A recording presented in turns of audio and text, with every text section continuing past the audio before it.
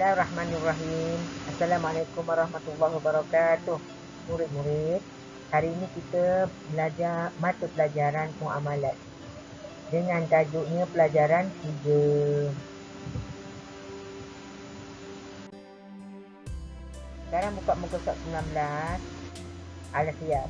3.1 pengertian al-khiyar. Khiyar ialah pilih sama ada jadi beli atau tidak. Senang ke? Arti dia, khiyar ialah pilih. 3.2 dalil al-khiyar. An Hakim Ibnu Hizam radhiyallahu anhu an-Nabi sallallahu alaihi wasallam qala al-bay'ani bil khiyar ma lam yatafarraqa. Riwayat Al-Bukhari wa Muslim. Daripada Hakim bin Hizam radhiyallahu anhu, daripada Nabi sallallahu alaihi wasallam, sabdanya bermaksud kedua-dua orang yang berjual boleh memilih selama keduanya belum berpisah, iaitu daripada tempat jual beli. Maksudnya mereka masih ada di kedai itu, belum lagi pergi ke mana-mana. Sekarang buka muka surat 20. 3.3 jenis-jenis al-khiyar. Al-khiyar ada 3 jenis. 1 khiyar majlis, 2 khiyar syarat, 3 khiyar aib. Okey, 3.3.1 khiyar majlis. Apa makna khiyar majlis? Ini 1. Khiyar majlis berlaku apabila pihak penjual dan pembeli alif masih belum memutuskan sama ada ingin meneruskan jual beli atau sebaliknya. Maksudnya ialah mereka ini masih belum memutuskan lagi, masih ada di kedai itu sama ada nak meneruskan jual beli ataupun sebaliknya. Kedua-dua pihak masih berada di tempat jual beli. Okey. Yang kedua, gugur hak khiyar majlis.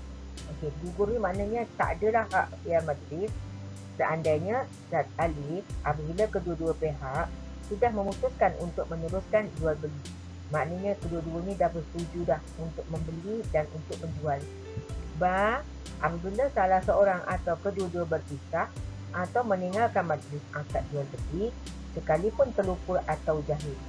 Jadi maknanya kat sini gugurlah hak khiyar majlis ni ataupun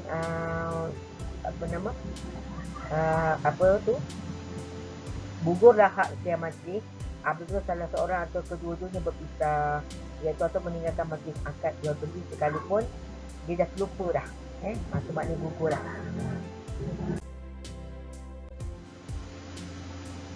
Okey, buka muka surat 21. 3.3.2 khiyar syarat. Apa makna khiyar syarat? Ini adalah jenis khiyar yang kedua. Okey, khiyar syarat nombor 1. Khiyar syarat apabila pihak penjual atau pembeli ada meletakkan syarat dalam jual beli, hukumnya harus dengan syarat-syarat berikut. Baik. Khiyar syarat ni dia meletakkan syarat dan hukumnya adalah harus. Dengan syaratnya bagaimana? Alif, tidak melebihi 3 hari. Maksudnya dalam dia nak memilih itu, dia mengambil keputusan tak melebihi daripada 3 hari. Itu hukumnya harus. Pula, bukan jual beli barang yang boleh berlaku riba kepadanya seperti emas. Maksudnya hukumnya harus kalau dia berjual beli barangan yang bukan emas. Sebab apa? Sebab bila berjual emas ni maklumlah mahal, dia takut-takut berlaku riba. Jadi jual beli yang selain daripada emas, hukumnya harus ada khiyar syarat ini. Bukan jualan secara assalam, iaitu tempahan. Jadi yang ketiganya adalah syarat khiyar syarat ini hukumnya harus, bukan jualan secara assalam, tempahan. Contohnya macam sekarang lah, pakai online kan. Itu maknanya. Jadi hukumnya harus bukan jualan assalam. Itu mestilah jualan itu di tempat kat kedai itu atau di tempat yang tempat jualan. Okay. Kemudian yang kedua, status pemilikan barang yang ada padanya khiyar syarat. Status ni macam kita jenis pemilikan barang.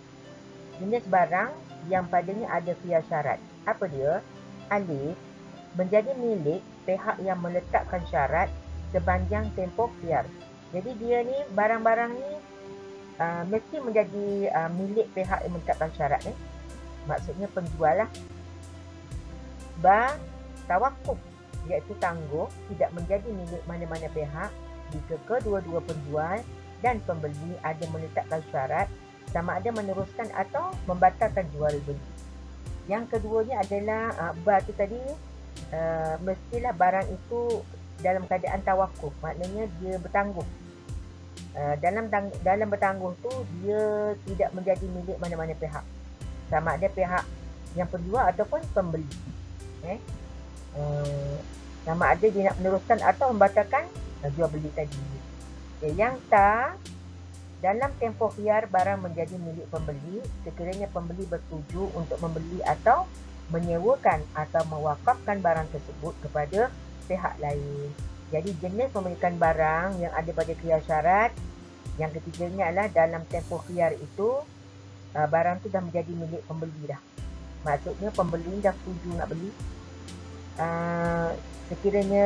Sekiranya dia dah pembeli bersetuju nak membeli ataupun dia nak menyewakan atau mewakafkan barang tersebut kepada pihak lain. Okey. Sekarang buka muka surat 22. Masih lagi tajuk ialah status pemilikan atau jenis pemilikan barang. Iaitu dalam tempoh khiyar barang menjadi milik penjual sekiranya pembeli tidak jadi membeli atau penjual menyewakan atau mewakafkan barang tersebut kepada lain.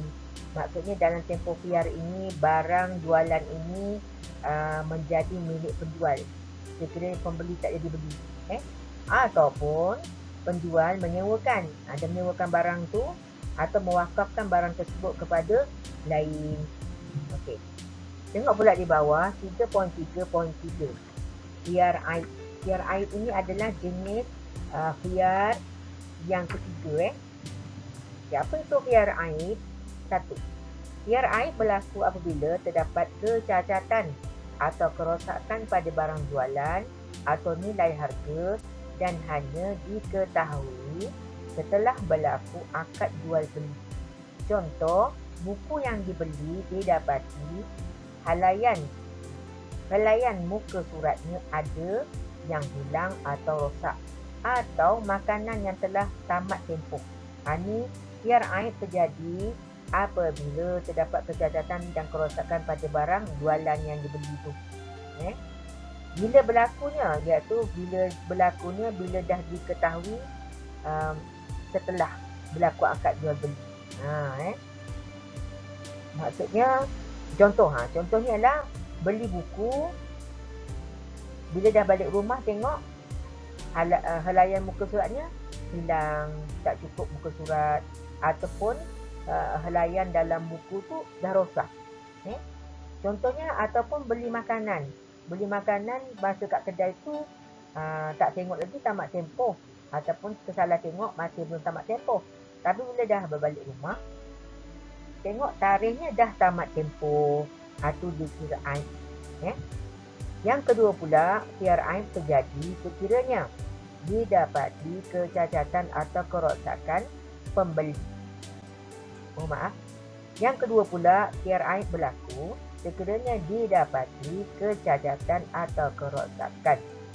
Pembeli harus memulangkan kembali barang yang dibelinya dengan syarat 1. Dipulangkan dengan secepat mungkin. Maksudnya apa? Kalau dalam kedai tu dah perasan, pulangkan. Ataupun kalau dah balik rumah tengok dulu. Tengok je, kalau dah nampak benda tu rosak, dipulangkan dengan secepat mungkin. Yang kedua pula, membawa saksi yang mengesahkan pengakuannya. Okey. Contohnya awak lah, kanak-kanak pergi ke kedai dengan ibu awak. Bila balik rumah pun awak tengok, kemudian mak awak pun dah perasan, contohnya buku tadi dah rosak. Jadi maksudnya kena bawa apa? Kena bawa saksi. Awak tak boleh pergi seorang-seorang. Takut penjual tak percaya. Tidak menggunakan barang itu setelah diketahui aibnya. Itu yang ketiga. Maksudnya kalau dah tahu benda tadi tu rosak, tak boleh nak gunakan barang itu setelah diketahui aibnya. Maksudnya dah tahu rosak, tak boleh nak gunakan lagi. Maksudnya apa tadi? Dipulangkan dengan secepat mungkin. Yang ketiga pula, khiyar aib berlaku. Sekiranya berlaku pertikaian tentang aib, maka pengakuan penjual sama ada berlaku sebelum jualan atau selepasnya, hendaklah diterima dengan sumpah ni. Baik, sekarang ni bila berlakunya pertikaian tentang aib. Misalnya awak pergi kat kedai tu, awak kata ini dah rosak. Tapi penjual tu kata tak rosak. Maka pengakuan penjual sama ada berlaku sebelum jualan atau selepas jualan hendaklah diterima dengan sumpah ni. Maksudnya dia kena menguatkan kata-katanya dengan sumpah. Maksudnya kata, betul, sumpah saya tengok benda ni masa saya beli cantik lagi. Jadi hendaklah kalau dia dah macam tu, maksudnya kita hendaklah menerima lah apa keadaannya, apa yang dia beritahu tu kita kena terima. Okey. Sampai di sini saja kita berhenti. Wabillahi taufiq wal hidayah. Wassalamualaikum warahmatullahi wabarakatuh. Terima kasih.